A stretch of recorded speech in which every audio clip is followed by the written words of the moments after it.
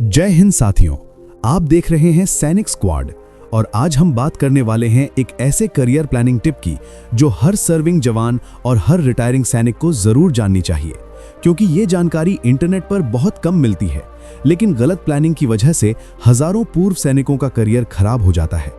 अब ध्यान से समझिए, सरकारी नौकरी मिलना कोई ओवरनाइट प्रोसेस नहीं है। आमतौर पर किसी भी सरकारी भर्ती में 1 साल या उससे ज्यादा का समय लग जाता है, जिसमें फॉर्म भरना, परीक्षा, फिजिकल, डॉक्यूमेंट वेरिफिकेशन और आखिर में ज्वाइनिंग आती है। इसी लंबे प्रोसेस को ध्यान में रखते हुए सरकार आपको रिटायरमेंट से लगभग 1 साल पहले NOC यानी नो ऑब्जेक्शन सर्टिफिकेट देने का प्रावधान रखती है। इस NOC का असली मतलब यही है कि आप रिटायरमेंट से 1 साल पहले ही सरकारी नौकरियों के फॉर्म भरना शुरू कर सकें, ताकि टाइम बर्बाद ना हो और आपका करियर गैप ना बने। बहुत से जवान ये गलती कर देते हैं कि वे रिटायरमेंट के बाद सोचते हैं कि अब फॉर्म भरेंगे, लेकिन तब तक 1-1.5 साल और निकल जाता है, जिससे उम्र, मौके और मोटिवेशन तीनों पर असर पड़ता है। जब आपके पास NOC होती है तो आप पूरी तरह लीगल तरीके से SSC, बैंक, CPO, राज्य सरकार, PSU या किसी भी सरकारी भर्ती के लिए आवेदन कर सकते हैं।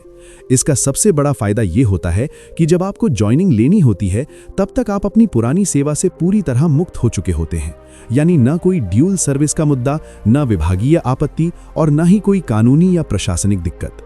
यही वजह है कि स्मार्ट और समझदार प्लानिंग यही है कि आप रिटायरमेंट से पहले ही अपना करियर रोड मैप तैयार करें।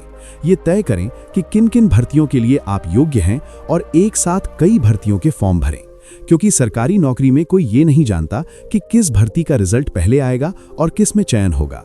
अब एक और बेहद जरूरी पॉइंट, अगर आपने रिटायरमेंट से पहले या NOC के समय कई भर्तियों के फॉर्म भरे हैं और बाद में किसी एक लोअर लेवल की सरकारी नौकरी में ज्वाइनिंग मिल जाती है, तो ज्वाइनिंग के समय सही लेटर देना बहुत जरूरी होता है।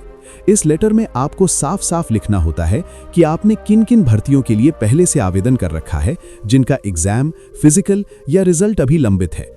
ये लेटर आपके भविष्य की सुरक्षा होता है, क्योंकि अगर बाद में उन्हीं पहले से भरी हुई भर्तियों में से किसी उच्च स्तर की नौकरी में आपका चयन हो जाता है, तो आप बिना किसी परेशानी के वर्तमान नौकरी छोड़कर उच्च पद पर जा सकते हैं और वहां एक्स सर्विसमैन कोटे का सही और वैध उपयोग कर सकते हैं। इसलिए याद रखिए, NOC लेना सिर्फ एक कागज नहीं है, ये आपके पूरे सेकंड करियर की नींव है। सही समय पर NOC, सही समय पर फॉर्म, एक साथ मल्टीपल एप्लीकेशंस और ज्वाइनिंग के समय सही लेटर, ये 4 चीजें अगर आपने ठीक से कर ली तो ना आपका एक्स सर्विसमैन कोटा गलत जगह खर्च होगा, ना आपको बाद में पछताना पड़ेगा।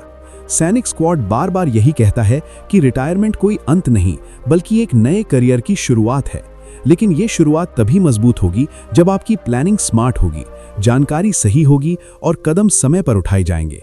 इसलिए आज ही ये तय करें कि आपका रिटायरमेंट कब है, NOC कब मिलेगी, कौन कौन सी भर्तियां आपके लिए सही हैं और कैसे आप अपने एक्स सर्विसमैन कोटे का उपयोग सही जगह, सही लेवल और सही समय पर करेंगे। यही समझदारी है, यही स्मार्ट प्लानिंग है और यही एक सफल पूर्व सैनिक करियर की असली कुंजी है। जय हिंद।